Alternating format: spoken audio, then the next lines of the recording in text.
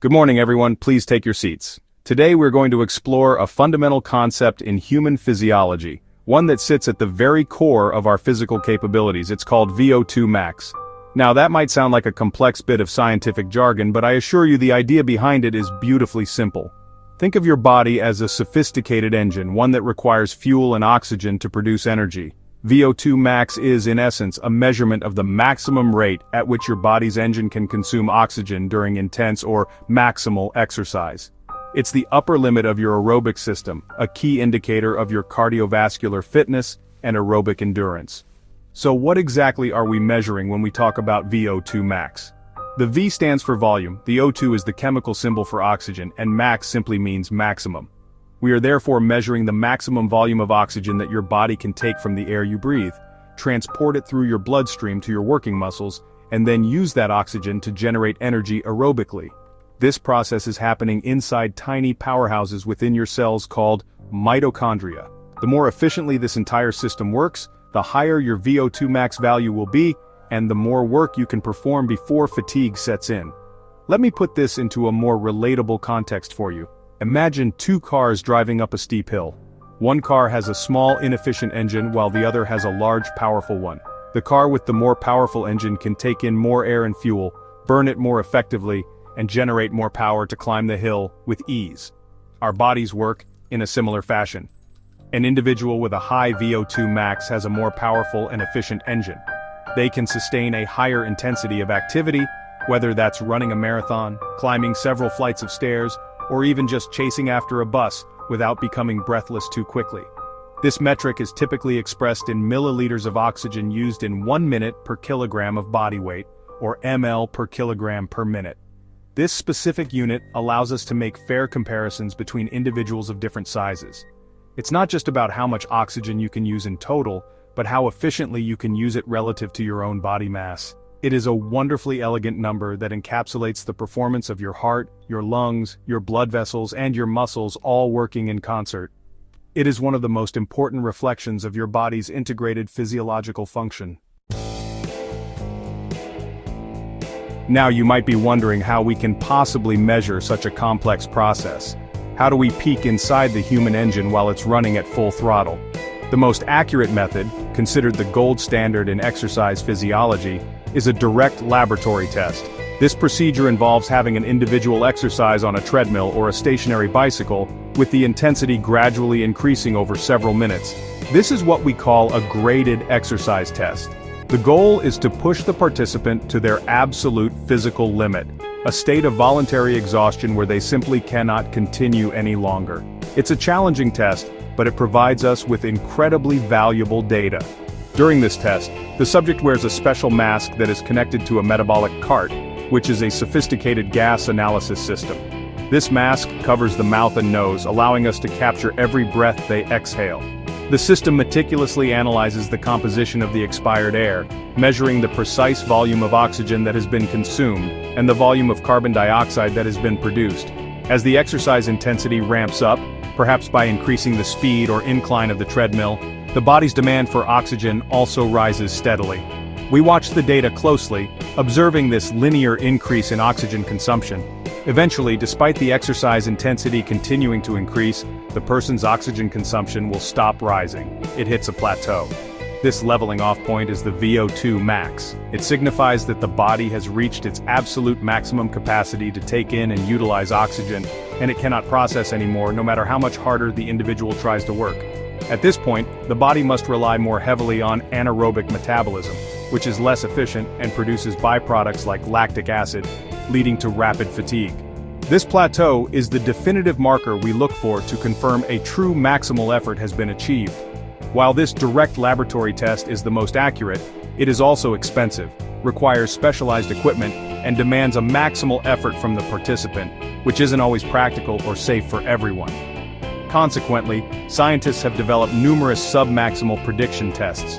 These might involve running a certain distance as fast as you can, like the Cooper 1.5-mile run test, or using heart rate data from less intense exercise to estimate the VO2 max value.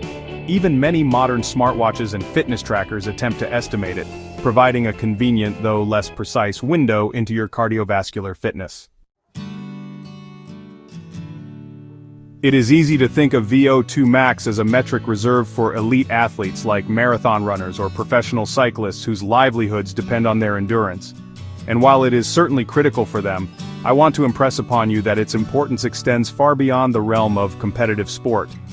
A healthy VO2 max is a powerful indicator of your overall health and a strong predictor of long-term wellness. Think of it less as a performance metric and more as a vital sign, much like your blood pressure or resting heart rate. It provides a comprehensive look at how well your cardiorespiratory system is functioning. Consider the demands of everyday life. Carrying heavy shopping bags up a flight of stairs, playing with your children in the park, doing vigorous gardening work, or even rushing to catch a train. All of these activities require your body to produce energy, and that requires oxygen. A person with a low VO2 max will find these tasks more physically taxing and will become breathless and fatigued much sooner.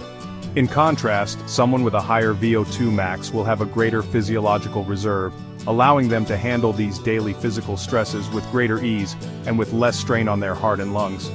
From a clinical perspective, the data is even more compelling. Extensive research has shown a strong inverse relationship between VO2 max and the risk of various chronic diseases.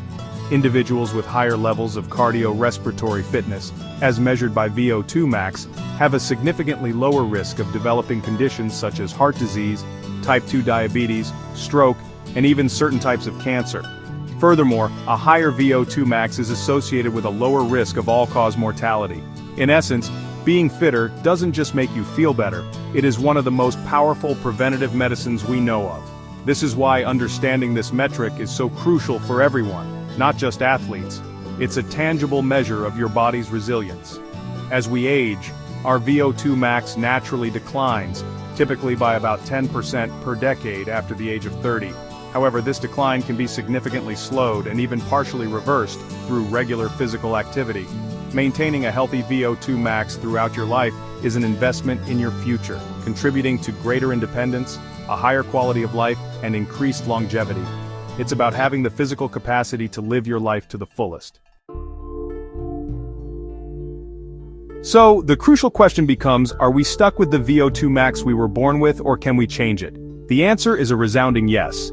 While genetics certainly play a role, setting a potential ceiling for our aerobic capacity, most of us are operating well below our genetic potential. VO2 max is highly trainable. Through consistent and appropriate exercise, we can induce remarkable physiological adaptations that enhance our body's ability to transport and use oxygen, thereby increasing our VO2 max score.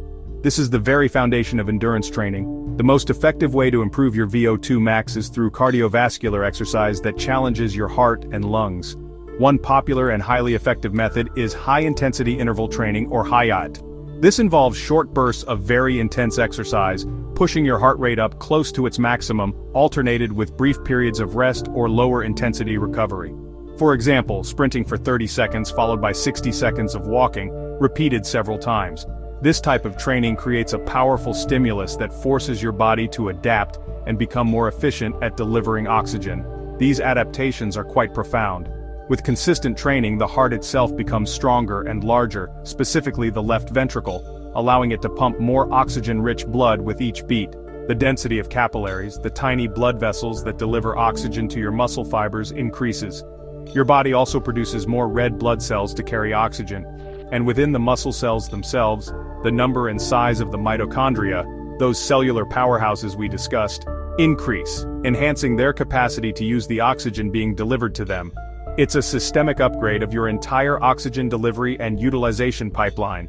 In conclusion, I want you to see VO2 max not as an intimidating scientific term, but as an empowering piece of information about your own body. It is a definable, measurable, and most importantly, improvable marker of your health. It reflects the beautiful symphony of your heart, lungs, and muscles working together. By understanding what it represents and how to improve it, you are taking active control of your physical well-being. I encourage you all to be curious about your own health metrics, to engage in regular physical activity, and to appreciate the incredible, adaptable engine that powers each and every one of you. Thank you.